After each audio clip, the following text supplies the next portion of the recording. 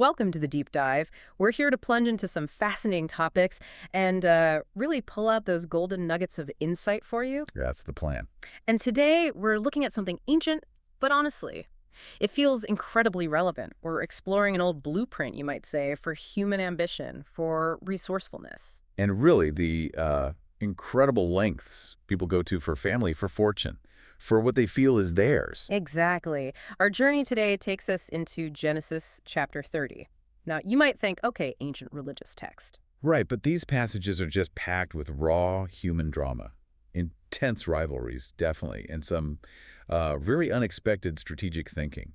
Stuff that honestly still resonates. It's a complete tapestry, isn't it? It really is. What strikes me is how it just lays bare these fundamental human drives. Mhm. The yearning for legacy, the competition for status, the sheer will to thrive against the odds. It's like a window into their world. Yeah, into the ingenious and maybe sometimes ethically complex solutions people came up with back then. So, our mission for you today.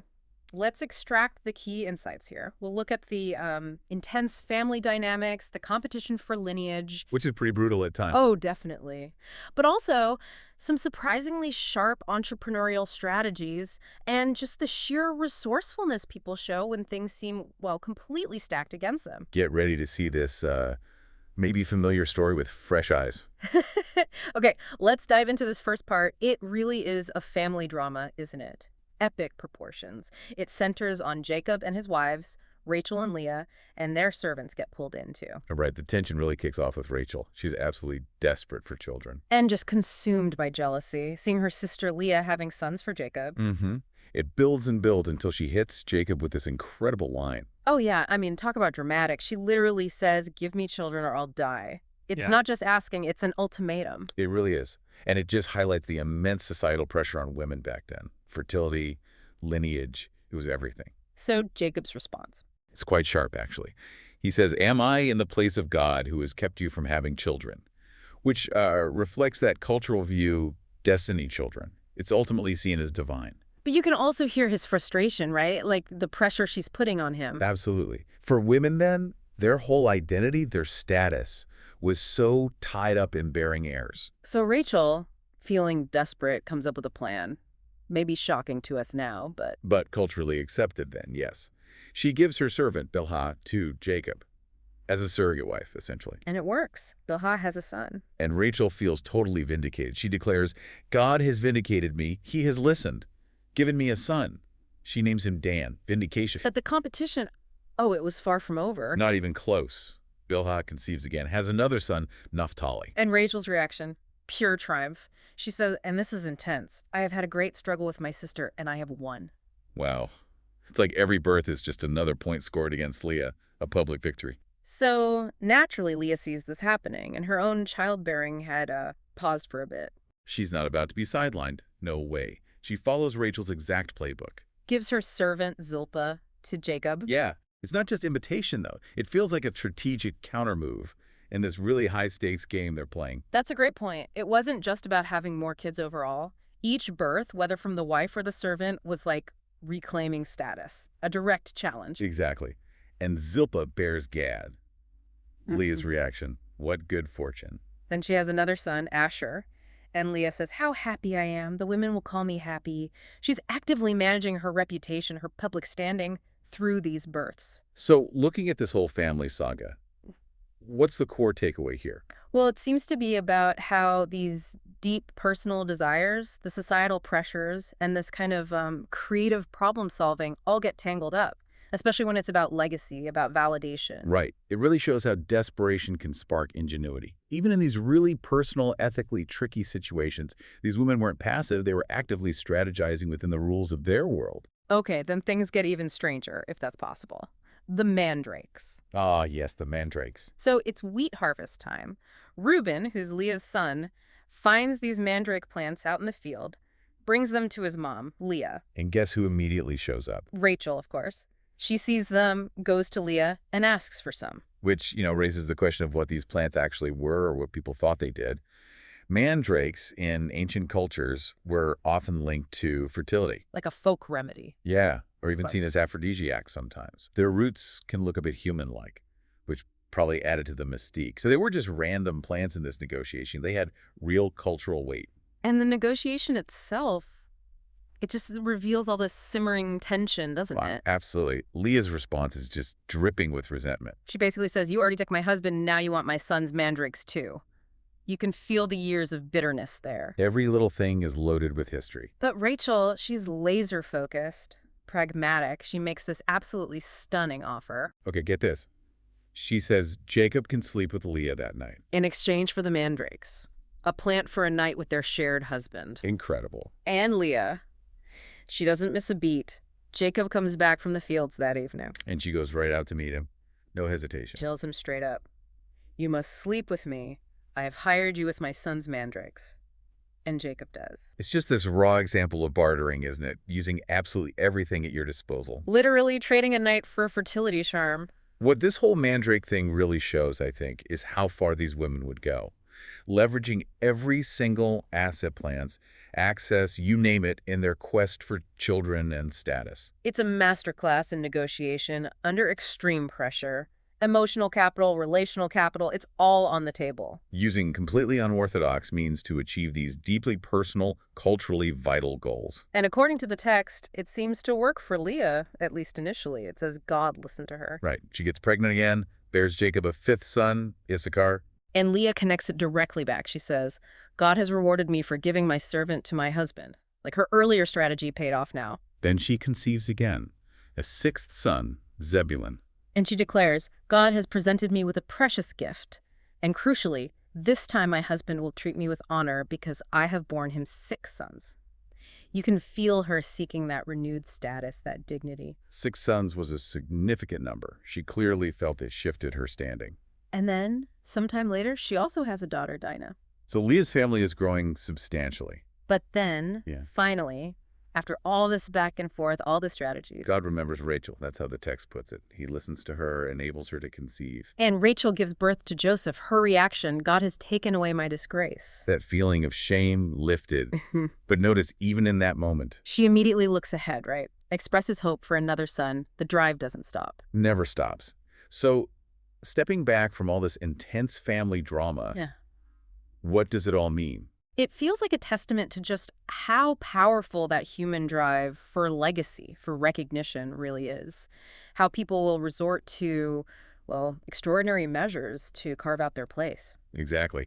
It reminds us that these deeply held cultural values, like the importance of family lineage, can push people to incredible acts, both desperate and surprisingly ingenious. Okay, let's shift gears now. Completely different angle, but just as fascinating.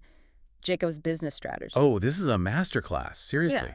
Turning a really bad situation into, well, massive wealth. Right. So this happens after Joseph is born. Jacob goes to Laban, his father-in-law, and says essentially, okay, time for me to go home. Back to my own homeland with my wives and children. And he makes sure to remind Laban how hard he's worked all these years, how Laban's flocks just ballooned under his care. Yeah, he uses the phrase increased greatly, but now Jacob says, it's time. I need to provide for my own household. He's asserting his independence. And Laban's reaction is really telling here. It is. He flat out says, I have learned by divination that the Lord has blessed me because of you. Divination. So Laban has done his mystical homework. Or thinks he has. Mm. He's consulted omens, whatever, and concluded Jacob is basically his good luck charm, so he really doesn't want him to leave. He pleads with Jacob to stay, asks him to name his price, name your wages. And Jacob, ever the strategist, he doesn't ask for money. Not a standard wage at all. No, he proposes this incredibly specific, really quite audacious deal. He says, okay, I'll keep tending your flocks, but my wages will be, well, it's complicated. It is. He wants all the speckled or spotted sheep, every dark-colored lamb, and every spotted or speckled goat that's born from now on. Only those specific types. Anything else remains Laban's. And he even throws in this honesty clause, right? Like, if you ever find a plain white sheep or a non-spotted goat among my animals later. You can consider it stolen. It seems like a foolproof way to track things. Very precise. So Laban agrees. Seems fair enough on the surface. Maybe. But here's the twist. This really raises questions about fairness in negotiation, doesn't it? Laban says yes. But that very same day, He goes through his flocks and removes every single animal that matches Jacob's description. All the street goats, the speckled ones, the dark lambs. gone. Puts them under the care of his own sons. And not just nearby. He puts a 3-day journey distance between Jacob's flock and these wages animals. So he basically guts the deal before it even starts. He strips Jacob of any immediate benefit, makes his starting point for earning these specific animals absolutely zero. Jacob has to generate these speckled and spotted animals from a flock that has none of them. Start from scratch, literally. What a move by Laban. He thought he'd outsmarted Jacob completely. It's a crucial lesson, isn't it? Yeah. Always anticipate how the other side might try to undermine the deal. Laban thought he'd won. This is where Jacob's genius, his incredible resourcefulness, just shines. This is the really ingenious part. Okay, so Jacob takes fresh branches, poplar, almond, plane trees, And he peels strips of bark off them. Why? to expose the white inner wood underneath. So he creates these branches with, like, white stripes on them. Okay, stripe branches, what does he do with them? Well, if we connect this to the bigger picture, it's this amazing mix. Keen observation, maybe, practical use of ancient folk beliefs. Almost a scientific method, really. How so? Ancient cultures often believed in something called sympathetic magic, the idea that what animals see during mating can influence their offspring. Ah, okay, so the stripes. He was banking on that belief. Why? Maybe he observed something, maybe it was pure faith in the method, but he applied it systematically. So he takes these striped branches. And puts them right in the watering troughs, strategically placed. So when the flocks come to drink, especially when they're in heat and likely to mate, They're mating right in front of these visually striking striped branches. and the belief, or Jacob's hypothesis, was that seeing the stripes would make them produce. Streaked, speckled, or spotted young. Exactly the kind that were his wages. That is incredibly clever, but wait, there's more, right? He didn't just stop there. No, he optimized it further.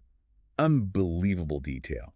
He separated out the streaked and spotted young he did manage to produce. And then he made Laban's animals face his own streaked and dark-colored flock when they were mating.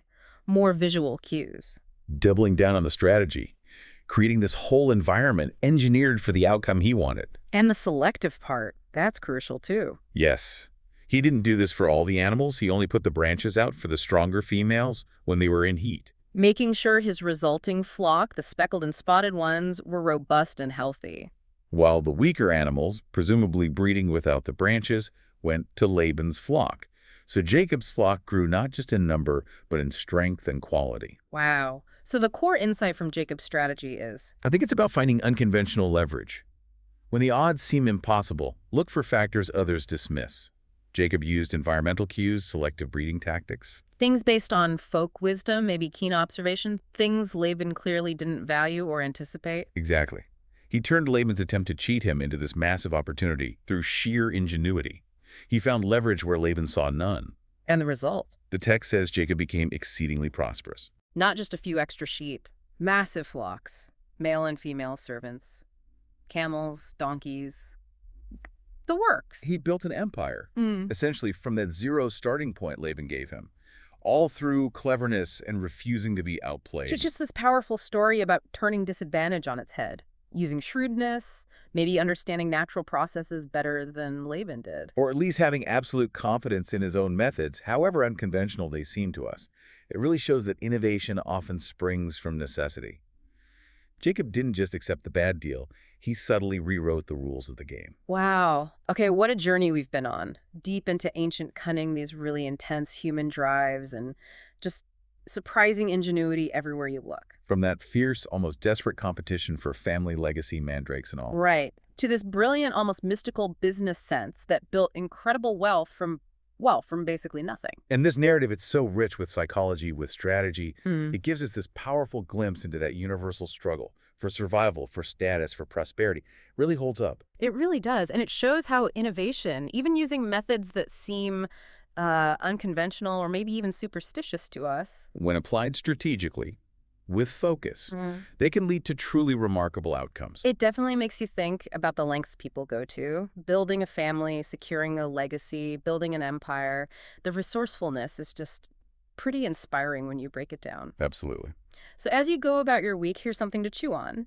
In what unexpected ways might you be able to peel back the bark, so to speak? How might you subtly influence the outcomes around you, even when it feels like the deck is completely stacked against you?